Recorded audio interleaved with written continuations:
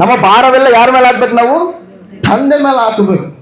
ತಂದೆ ಏನ್ ಮಾಡ್ತಾನಂತ, ಹದ್ದು ಹೆಂಗ ರೆಕ್ಕೆ ಮೇಲೆ ತನ್ನ ಮಕ್ಕಳನ್ನ ಓಡ್ತತೋ ಹಂಗ ತಂದೆ ದೇವರು ನಮ್ಮನ್ನ, ಆ ಹದ್ದು ತನ್ನ ಮಕ್ಕಳು ಹೆಂಗ್ ಓಡ್ತಾನ ನಮ್ಮನ್ನು ಓಡ್ತಾನಂತ. ಆಮೇನ್. ಇಸ್ರಾಯೇಲ್ ಪ್ರಜೆಗಳು ಅದನ್ನೇ ಹೇಳ್ತಾನ, ನಿಮ್ಮನ್ನ ನಾನು ಹದ್ದು ಹೆಂಗ ಓಡ್ತಂಗ ನಿಮ್ಮನ್ನ ನಾನು ಓಡಿ ತಗೊಂಡ್ಬಂದೆ ಅಂತ ಹೇಳ್ತಾನೆ. ಆಮೇನ್. ಹಲ್ಲೆಲೂಯಾ.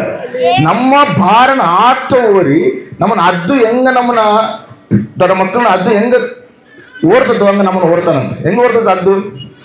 ಹೆಂಗ್ ಓಡ್ತದಂದ್ರೆ, ಹದ್ದಕ್ಕೆ ಮಕ್ಕಳು ಇರ್ತಾವ. ಅದಂದ್ರೆ ಗೊತ್ತಲ್ಲ, ಈಗಿಲ್ ಏನಂತಾರ, ಅದನ್ನೇ ಅಲ್ಲ, ಈಗಿಲ್ ಇಂಗ್ಲಿಷ್ನಾಗ ಈಗಲ್ ಅಂತಾರ. ಆ ಹದ್ದು ಆಕಾಶದ ಮೇಲೆ ಓಡ್ತದೆ, ಎಲ್ಲ ಪಕ್ಷಿಗಿನ ಮೇಲೆ ಬರ್ತದೆ ಅದು.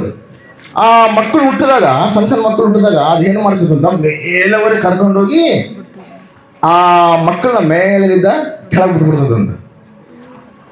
ಅದು ಅದು ಕೆಳಗೆ ಹೆಂಗಿರ್ತದೆ, ಅದಕ್ಕೆ ರೆಕ್ಕೆ ಇರೋದಿಲ್ಲ, ಹೆಂಗಿರೋದಿಲ್ಲ, ಇನ್ನ ಮೇಲಿದ ಕೆಳಗೆ ಬೀಳ್ತಿರ್ತದೆ ಅದು.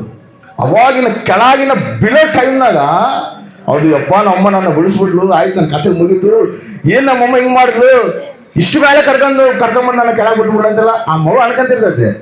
ಕರೆಕ್ಟ್ ಬೀಳೋ ಟೈಮ್ನಾಗ ಅದೇನ್ ಮಾಡ್ತದೆ ಗೊತ್ತಾ, ಸಡನ್ಲಿ ಬಂದು ಮತ್ತೆ ಅದನ್ನ ಓಡಿ ಮತ್ತೆ ಆಕಾಶದ ಮೇಲೆ ಕರ್ಕೊಂಡು ಹೋದ. ಆಮೇಲೆ ಹಲ್ಲೆಲೂಯಾ. ಅದು ಎದಕ್ಕಂದ್ರೆ ತಾನು ಹಾರಬೇಕು ಆಕಾಶದ ಕಡೆಗೆ, ಆಕಾಶದ ಮೇಲೆ ಹಾರಬೇಕು. ಆಕಾಶದ ಮೇಲೆ ಹಾರಬೇಕಂದ್ರೆ ಅದು ಏನ್ ಮಾಡಬೇಕು, ಫಸ್ಟ್ ಅದನ್ನ ಟ್ರೈನ್ ಮಾಡಬೇಕು. ಅದ್ರ ಮ್ಯಾಲಿನ ಬಿಟ್ಟಂಗಿರ್ತತೆ. ದೇವರು ಕೂಡ ನಮ್ಮನ್ನು ಉನ್ನತ ಸ್ಥಾನಕ್ಕೆ ಎಕ್ಸ್ಬೇಕಂತ ಹೇಳಿ, ಉನ್ನತ ಸ್ಥಾನದಲ್ಲಿ ಇಡಬೇಕಂತೇಳಿ ದೇವ್ರ ಆಸೆ. ಉನ್ನತ ಸ್ಥಾನದಲ್ಲಿ ಇಡಬೇಕಂದ್ರೆ ಹಂಗೆ ಮೇಲೆ ಕರ್ಕೊಂಡು ಹೋಗೋದಿಲ್ಲ. ನಿನ್ನ ಏನ್ ಮಾಡ್ತಾನೆ ಗೊತ್ತಾ, ಶ್ರಮ ಮಧ್ಯದಲ್ಲಿ ನೀನು ಇಡ್ತಾನ. ಶ್ರಮ ಅನ್ನೋದು ನಿನ್ನ ಜೀವಿತದಲ್ಲಿ ಅನುಮತಿಸ್ತಾನ, ಕಷ್ಟ ಅನ್ನೋದು ನಿನ್ನ ಜೀವಿತದಲ್ಲಿ ಅನುಮತಿಸ್ತಾನ, ವೇದನೆ ಅನ್ನೋದು ನಿನ್ನ ಜೀವಿತದಲ್ಲಿ ಅನುಮತಿಸ್ತಾನ. ಎದಕ್ಕೆ ಹೇಳು, ನೀನು ಈ ಕಷ್ಟನೆಲ್ಲ ದಾಟಕೊಂಡು ಉನ್ನತ ಸ್ಥಾನಕ್ಕೆ ಬರೋಕ. ಆಮೇನ್. ಹಲ್ಲೆಲೂಯಾ. ನಾವು ಅನ್ಕೊಂತಿರ್ತೀವಿ ಕೆಲವೊಂದು ಟೈಮಲ್ಲಿ ಕಷ್ಟ ಬಂದವು ಅಂದ್ರೆ, ದೇವಾ ಇಷ್ಟೆಲ್ಲ ಕಷ್ಟ ಐತೆ ನೀನು ನೋಡುವಲ್ಲ, ಈ ಬಾಧ, ಈ ವೇದನೆ, ದುಃಖ ಎಷ್ಟು ದಿನ ಕಷ್ಟ ಅನುಭವಿಸ್ಬೇಕು, ಎಷ್ಟು ದಿನ ವೇದನೆ ಅನಿಸ್ಬೇಕು, ಸತ್ರೆ ಚೆನ್ನಾಗಿರ್ತದಲ್ಲ, ಈ ಜೀವಿತ ನನಗೆ ಬೇಡ. ಎಷ್ಟು ಜನ ಬಾಧೆಗಳಿರ್ತೀವಿ. ದೇವರು ನಮ್ಮನ್ನ ನಷ್ಟಪಡಿಸಕ್ಕಲ್ಲ, ಇಲ್ಲ ನಮ್ಮನ್ನ ಶಿಕ್ಷಿಸಕ್ಕಲ್ಲ, ನಮ್ಮನ್ನ ಕ್ರಮಶಿಕ್ಷಣದಲ್ಲಿ ಇಡಕ್ಕೆ ದೇವ್ರ ಕಷ್ಟ ಕಲಿಸ್ತಾನೆ. ಆಮೇನ್. ಹಲ್ಲೆಲೂಯಾ. ನಮಗೆ ಶಿಕ್ಷಿಸಬೇಕಲ್ಲ, ನಮಗೆ ಕ್ರಮಶಿಕ್ಷಣ ಕಲಿಸಬೇಕು. ದೇವರಿಗೆ ಇಷ್ಟಕರವಾಗಿ ನಾವು ಜೀವಿಸ್ಬೇಕು, ಕ್ರಿಸ್ತ ರೂಪದಲ್ಲಿ ನಾವು ಬರಬೇಕು, ಕ್ರಿಸ್ತಿಗೆ ಇಷ್ಟಕರವಾಗಿ ನಾವು ಜೀವಿಸ್ಬೇಕು, ಅದು ಆಜ್ಞೆಗಳಿಗೆ ವಿಧೇಯರಾಗಿ ನಾವು ಜೀವಿಸ್ಬೇಕಂತೇಳಿ ಕೆಲವೊಂದು ಶ್ರಮಗಳು ನಮಗೆ ಅನುಮತಿಸ್ತಾನೆ. ಈ ಶ್ರಮಗಳು ನಮ್ಮನ್ನು ಏನ್ ಮಾಡ್ತಾವ, ಬಲಹೀನ ಪಡಿಸಕ್ಕೆ ನೋಡ್ತಾವ. ಆದ್ರೆ ಬಿಟ್ಟಂಗೆ ಇರ್ತಾನೆ ಶ್ರಮದಲ್ಲಿ ದೇವ್ರ ಕೈ. ಅದು ಹೆಂಗ್ ಬಂದು ಮತ್ತೆ ಎತ್ಕೊಂಡು ತನ್ನ ಮಕ್ಕಳು ಆಕಾಶದ ಮೇಲೆ ಎಕ್ಕಿಸುತ್ತೋ ಹಂಗ ಶ್ರಮದಲ್ಲಿ ಬಿಟ್ಟರು ಕೂಡ ಮತ್ತೆ ದೇವರು ನಾವು ಜೊತೆಗೆ ಇದ್ದು ನಮ್ಮನ್ನು ಎತ್ತುತ್ತಿರ್ತಾನೆ ಮೇಲೆ. ಆಮೇನ್. ಹಲ್ಲೆಲೂಯಾ. ಇದಕ್ಕಂದ್ರೆ ಯೇಸನ್ನು ಕೂಡ ಒಂದು ಹಾಡಾಡೋಣ.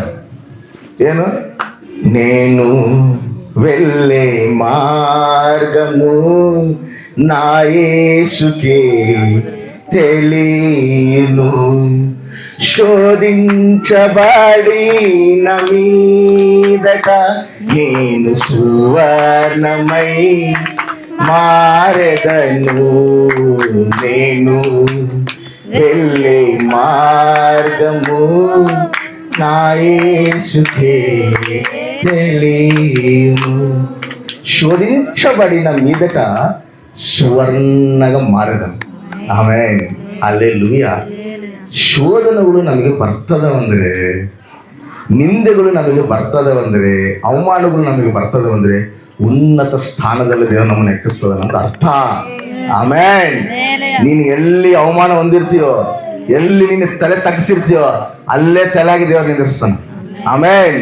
ಹಲ್ಲೆಲೂಯಾ. ರೋಷವಂತನೂ ಆದ. ನೀನು ಬಾಧೆ ಪಟ್ರೆ ಆತ ಬಾಧೆ ಪಡ್ತಾನ, ನೀನು ದುಃಖ ಪಟ್ರೆ ಆತ ದುಃಖ ಪಡ್ತಾನ, ನೀನು ಕಣ್ಣೀರಾದ್ರೆ ಆತ ಕಣ್ಣೀರ್ ಹಾಕ್ತಾನ. ತನ್ನ ತಮ್ಮ ಸಾಯ್ತಿದ್ರೆ, ತನ್ನ ತಮ್ಮ ಸತ್ತೋಗಿ ಸಮಾಧಾನಗಿದ್ದಾಗ ಆ ಅಕ್ಕ ತಂಗರು ಅಳಿಸಿದ್ರೆ ತಾನು ಕೂಡ ಹೋಗಿ ಮೇರೆ ಮಾಡ್ತಿದ್ದಾರೆ, ಅಳ್ತಾವಣ, ದುಃಖನ ಹಂಚ್ಕೊಂತವಣ. ನಮ್ ದುಃಖನ ಯಾರು ಹಂಚ್ಕೊಂತಾರ್ರಿ? ಯಾರು ಹೇಳಿದ್ರೆ ಅರ್ಥ ಆಗ್ತದೆ? ನಾವು ಅನ್ಕೊಂತೀವಿ ಯಾರು ಹೇಳಿದ್ರೆ ಅರ್ಥ ಆಗ್ತದೆ? ಯಾರು ಕಾಣೋದಿಲ್ಲ ಅವರಿಗೆ. ಯಾರಾದ್ರೂ ನಮ್ಗೆಷ್ಟು ನಮ್ ದುಃಖ ನಮ್ಮ ಮನಸ್ಸಿಗೆ ನಾವೇ ಕೃಂಗಿಸಿ ಹತ್ತು ಬಾಧವಿದ್ದು ಎಷ್ಟೋ ನಿದ್ದಿಲ್ಲದ ದಿನಗಳು ನಾವು ಕಂಡಿದ್ವಿ. ದೇವ್ರೇನಂತ ಹೇಳು, ಚಿಂತೆ ನೀನು ಮಾಡಬೇಡ, ಚಿಂತೆ ಎಲ್ಲ ನನ್ನ ಮೇಲೆ ಹಾಕು, ಆಮೇಲೆ ಭಾರವೆಲ್ಲ ನನ್ನ ಮೇಲೆ ಹಾಕು, ನೀನು ಸಮಾಧಾನವಾಗಿ ಮಾಡು. ಆಮೇನ್, ಹಲ್ಲೆಲೂಯಾ. ಅಷ್ಟು ನಂಬಿಕೆ ಇರಬೇಕು ನಮಗೆ ದೇವ್ರ ಮೇಲೆ, ಆತನ ಮೇಲೆ ಚಿಂತೆ ಆಗ್ಬೇಕು ನಮಗೆ. ಇವಾಗ ಸ್ಕೂಲ್ ಹುಡುಗರು ಇರ್ತಾರ, ಈ ಹುಡುಗರಿಗೆ ಸ್ಕೂಲ್ ಫೀಸ್ ಕಟ್ಟಬೇಕಂತೇಳಿ ಟೀಚರ್ ಹೇಳಿ ಕಳಿಸ್ತಾರ. ಒಂದು 5,000 ರೂಪಾಯಿ ಸ್ಕೂಲ್ ಫೀಸ್ ಕಟ್ಟಬೇಕು, ಹೋಗಿ ನಿಮ್ಮ ಅಮ್ಮಗೆ ಏನಂತ ಹೇಳಿದ್ರೆ ಏನಂತ ಹೇಳ್ತೀನಿ ಹೋಗಿ, ಅಮ್ಮ ಸ್ಕೂಲ್ ಫೀಸ್ ಕಟ್ಟಬೇಕಂತ ಟೀಚರ್ ಹೇಳಾರ, 5,000 ಕಟ್ಟಬೇಕಂತ ಹೇಳ್ತಾನ. ಇಲ್ಲ ಹೋಗಿ ನೋಡಿ ಗ್ರೌಂಡ್ ಕುತ್ಕೊಂಡು 5,000 ಫೀಸ್ ಕಟ್ಟಬೇಕಂತ ಹೆಂಗ್ ಕಟ್ಟಬೇಕಂತ ಚಿಂತೆ ಮಾಡ್ಕೊಂಡು ಕುತ್ಕಂತಾನ. ಚಿಂತೆ ಮಾಡ್ತೀಯಾ? ನೋಡು, ಮಾಡೋದಿಲ್ಲ ಅಂತ ಮಾಡೋದಿಲ್ಲ. ಇದಕ್ಕಂದ್ರೆ ಅವ್ನಿಗೆ ಏನ್ ಗೊತ್ತಿಲ್ಲ, ಅವನ ಬಾರ ಓಡ್ತಾನ, ಅವನು ಚಿಂತೆ ಮಾಡೋದಿಲ್ಲ. ಫೀಸ್ ಕಟ್ಟ ಅಂತ ಹೇಳಾರ, ಸೀದಾ ಹೋಗಿ ಅಮ್ಮ ಫೀಸ್ ಕಟ್ಟ ಅಂತ ಹೇಳಾರ ಟೀಚರು, 5,000 ರೂಪಾಯಿ ಕಟ್ಟಬೇಕಂತ ಹೇಳಿ ಬ್ಯಾಟ್ ಹಿಡ್ಕೊಂಡು ಗ್ರೌಂಡ್ ಬರ್ತಾನೆ ಆಡ್ಕನಾಗ. ಹೌದಾ? ಬಾರ ಯಾರ ಮೇಲೆ ಆಗ್ದ? ತಂದೆ ಮೇಲೆ ಆಗ್ದ. ಇವನ್ ಚಿಂತೆ ಮಾಡುವಲ್ಲ. ಹಂಗ ನಮ್ಮ ಪರ್ವ ತಂದೆ ಏನ ನಾವು ಚಿಂತೆ ಆತನ ಮೇಲೆ ಹಾಕಿ ನಾವು ಆರಾಮ್ಸೆ ಇರ್ಬೇಕು. ನಾವು ಚಿಂತೆ ಹಾಕಿ ನಾವು ಭಾರ ಓಡಬಾರ್ದು.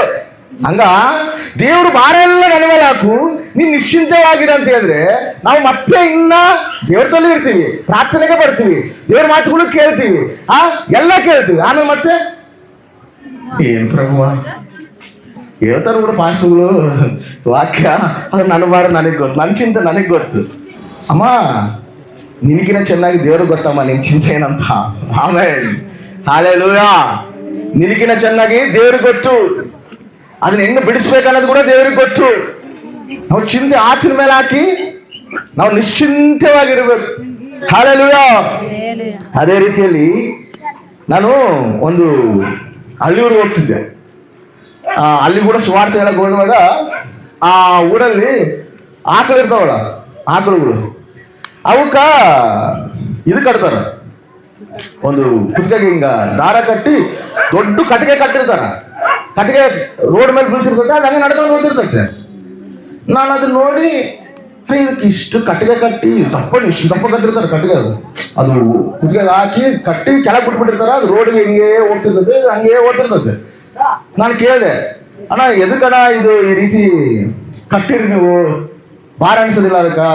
ಪಾಪ ಅದು ಓಡ್ಬೇಕಲ್ಲ, ಸುಮ್ಮನೆ ಎಲ್ಲ ನಾರ್ಮಲ್ ಹೋಗ್ತದವಲ್ಲ, ಇದಕ್ಕೆ ಎದಕ್ಕೆ ಕಟ್ಟಿರಿ, ಇದಕ್ಕ ಆ ರೀತಿ ಎದಕ್ಕೆ ಕಟ್ಟಿ ಇದಕ್ಕ ಅಂತ ಹೇಳಿ ಕೇಳಿದ್ರೆ ಆ ವ್ಯಕ್ತಿ ಹೇಳ್ತಾನ, ಎದಕ್ಕೆ ಕಟ್ಟಿವಂದ್ರೆ ಬ್ರದರ್, ಅದು ಸ್ವಲ್ಪ ಭಾರ ಅದ್ರ ಮೇಲೆ ಇಲ್ಲ ಅಂದ್ರೆ ಅದು ಹೆಂಗ್ ಬೇಕಂಗ್ ಓಡ್ತದಂತ, ಅದಕ್ಕೆ ಹಿಡ್ಕೊಳಕ್ ಆಗೋದಿಲ್ಲ ಅಂತ. ಅದನ್ನ ಅದು ಹಿಂಗ್ ಬೇಕಾದ್ರೆ ಹಿಂಗ್ ಓಡೋದತ್ತೆ, ಹಿಂಗ್ ಬೇಕಾದ್ರೆ ಹಿಂಗ್ ಓಡುತ್ತೆ, ಎಲ್ಲಿ ಬೇಕಾದ್ರೆ ಅಲ್ಲಿ ಓಡೋದತ್ತೆ.